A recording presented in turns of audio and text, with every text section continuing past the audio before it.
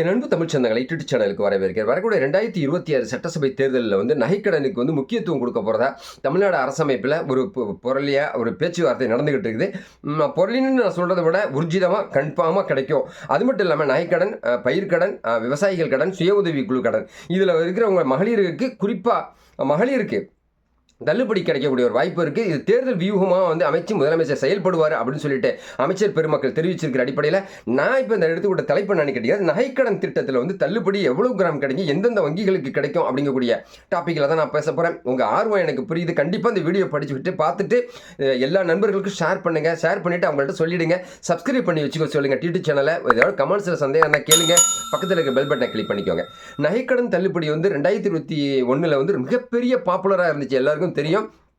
திமுக அரசு முதல் கையெழுத்தே நகைக்கடன் 5 சவரனுக்கு உட்பட்ட நகைக்கடன்களை தள்ளுபடி பண்ணார்.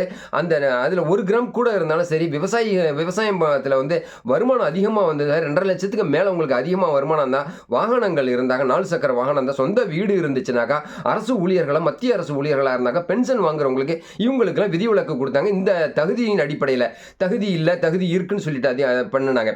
அதில் கிட்டத்தட்ட 6 லட்சம் பேர் விண்ணப்பத்தை மறுபரிசீலனை பண்ணி திரும்ப அரசுக்கு கோரிக்கை வச்சாங்க. இன்ன வரைக்குமே கிடைக்கல.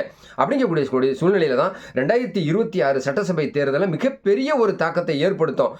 தாவேக்காவுடைய கொள்கை எப்படி இருக்கும்னு நமக்கு தெரியாது. தமிழ்நாடு மக்களை அரசு சாராத மக்களுக்கு அரசு சார்ந்த மக்கள், அரசு ஊழியர்கள், அரசு சாராத ஒரு தனியார் கம்பெனியில் வேலை பார்க்குறவங்க இல்லையா, அவங்களுக்கெல்லாம் மிகப்பெரிய ஒரு எதிர்பார்ப்பை தாவேக தலைவர் விஜய் ஏற்படுத்தி இருக்கிறதா சொல்லியிருக்காங்க. அந்த தேர்தல் அறிவிக்கையில் என்ன இருக்குன்னு தெரியல.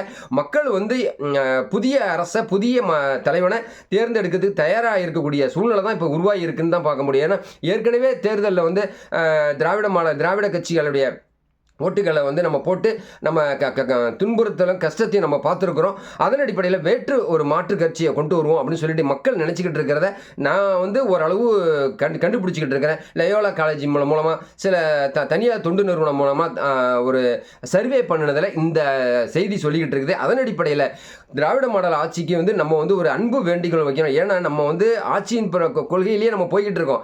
நீங்களும் சரி, நானும் சரி, ரைட்டா? சரி, ஓகே.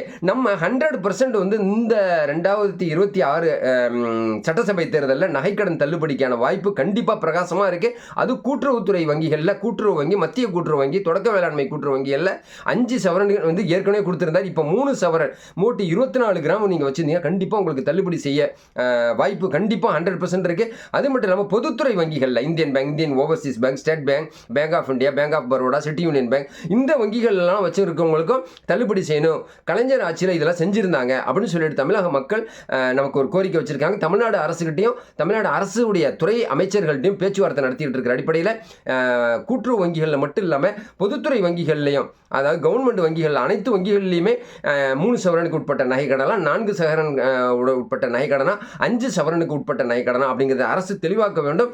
இன்னைக்கு தேதி பார்த்தீங்கன்னாக்கா 5/2/2025 நமக்கு கிடைச்ச தகவலின் அடிப்படையில் 3 சவரன் நகைக்கடனை தள்ளுபடி செய்யக்கூடிய வாய்ப்பு இருக்கிறதுனால தமிழக மக்கள் இதை நீங்கள் பயன்படுத்திக்கணும். இன்னும் சொல்ல போனாக்கா வரக்கூடிய இந்த 2025 மே மாதத்துக்கு அப்புறமே நீங்கள் நகைகளை வங்கிகளில் வச்சு, ஆனால் உங்கள் கஷ்டத்தை நான் புரிஞ்சுக்கிறேன்.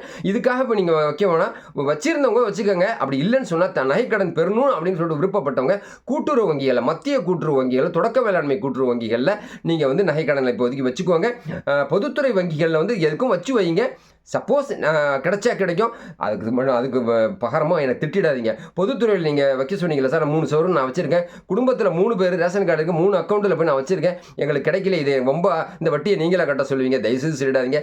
லாபம் வந்தால் மட்டும் எனக்கு நன்றி சொல்கிறீங்க, நஷ்டம் வந்தாலும் உங்கள் கஷ்டத்தை சொல்லுங்கள். ஸோ என்னை திட்டிடாதீங்க, ஏசிடாதீங்க. ஓகே.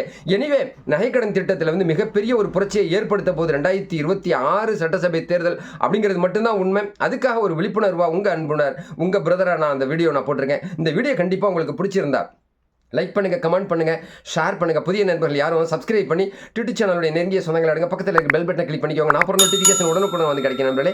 புதிய சிந்தனை மீண்டும் உங்களை சந்திக்கிறேன். நன்றி.